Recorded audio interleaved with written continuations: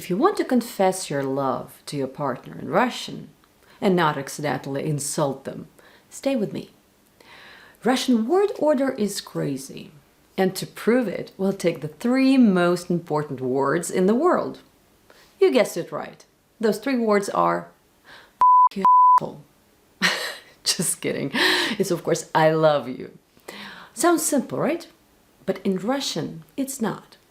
And today I'll show you how word order and intonation can completely change the message so you can say it right.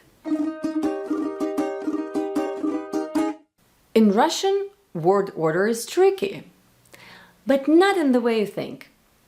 Changing the order doesn't change grammar. It changes what you really mean. Unlike English or French, where word order is fixed, in Russian, we can move words around to highlight what's important.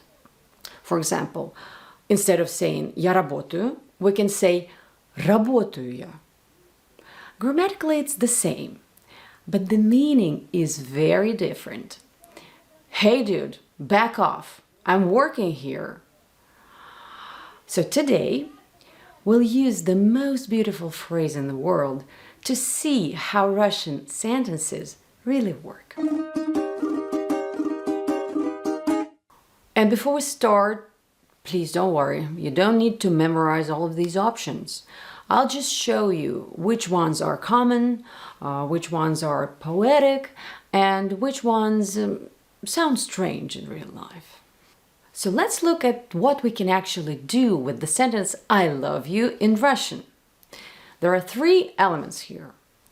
I, the person who loves, you, the person who is loved, and the verb love. The key idea is simple. In Russian, the verb can go to the beginning, the middle, or the end of the sentence. And both I and you can change places. First, we can put the verb at the end of the sentence. Both word orders are possible. Я тебя люблю. Тебя я люблю. Next, we put the verb in the middle. Again, I and you can switch places. Я люблю тебя. Тебя люблю я. And finally, the verb can come first. And once again, both options are possible. Люблю я тебя. Люблю тебя я. But that's not all. Choosing a word order is only half the story. Just like in any language, we also stress certain words to emphasize what's important.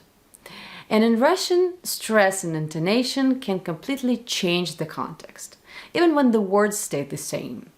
So let's see how stressing different words changes the meaning. Let's take the same sentences and see what happens when we change stress and intonation. We'll go in the same order as before. The verb at the end, the verb in the middle, and the verb at the beginning. Я тебя люблю. This is the most neutral and the most common option. Я тебя люблю. This sounds calm and natural, and in Russian we usually lower our voice on the last stressed word. Я тебя люблю. I love you and only you. Я тебя люблю.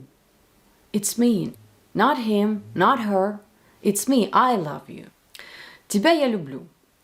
This word order already sounds unusual. Тебя я люблю.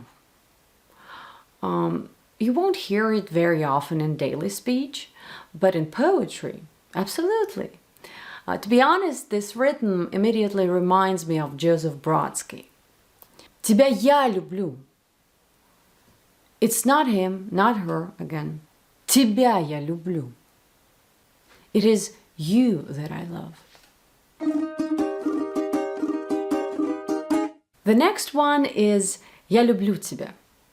This one sounds more emotional and melodic.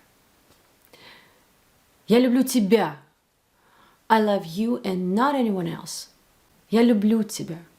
This one sounds stronger than Я тебя люблю. Да я люблю тебя!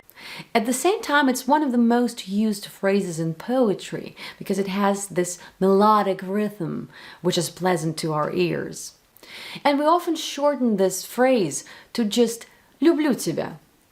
For example, ending a conversation meaning «bye-bye, pumpkin», «love you, kisses, kisses». «Я люблю тебя». It's me, not him, not her, you know the drill. «Тебя люблю я». «Тебя люблю я». It's me again, not the Prince of Wales. It is similar to «Я тебя люблю» that we discussed earlier today. «Тебя люблю я» sounds very poetic because of the rhythm. I wouldn't use it, though, in daily speech. But if you're writing a poem, go for it. This phrase will look absolutely fine. «Тебя люблю я». I love only you and no one else. Actually, both versions, the previous one and this one, they both sound poetic, very poetic, and they aren't very common in everyday speech, but they do sound beautiful, don't they? «Люблю я тебя». It's the strangest phrase of all. «Люблю я тебя». «Люблю я тебя». If this were a hip-hop song, maybe.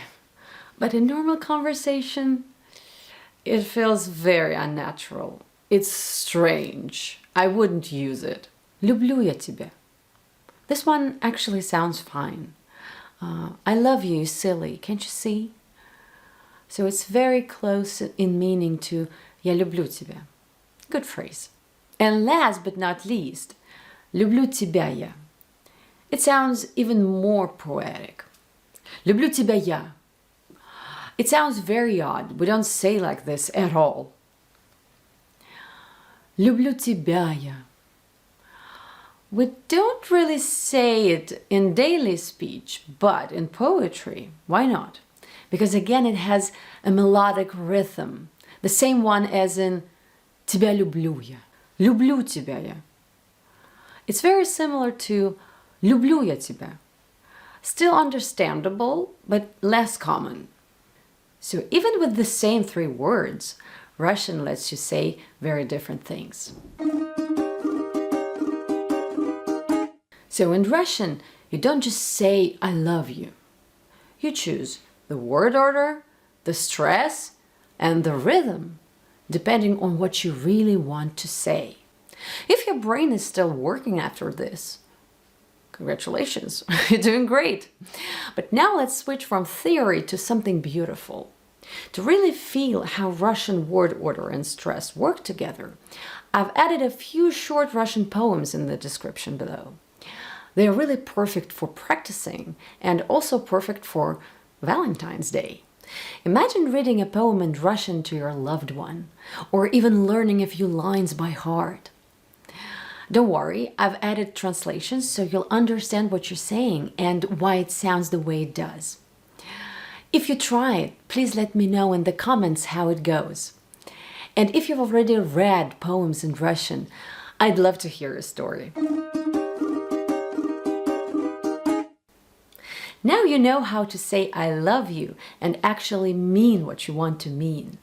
If you liked this video, please push the like button below. Subscribe to my channel and stay with me to learn more. Я вас люблю. You're Russian with the Russian.